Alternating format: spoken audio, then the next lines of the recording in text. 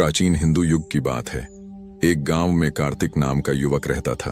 वह साधारण किसान था, पर उसका मन बहुत पवित्र और श्रद्धालु था। दिन रात उसके हृदय में एक ही चाह रहती, काश मैं भगवान के साक्षात दर्शन कर पाता। कार्तिक ने कई मार्ग अपनाए। उसने बड़े बड़े मंदिरों में घंटों पूजा की, पर्वतों पर तपस्या की और ऋषियों मुनियों से ज्ञान मांगा। सभी ने कहा भगवान सर्वत्र हैं, पर कार्तिक का मन मानता नहीं था।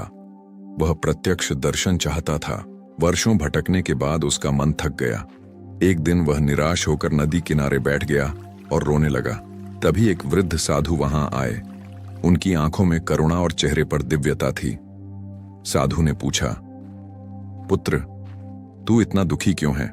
कार्तिक ने कहा, मैंने हर जगह भगवान को खोजा, मंदिरों में, पर्वतों में, तपस्वियों के पास, पर मुझे कहीं दर्शन नहीं हुए। साधु मुस्कुराए और बोले, बेटा, तू बाहर क्यों खोज रहा है?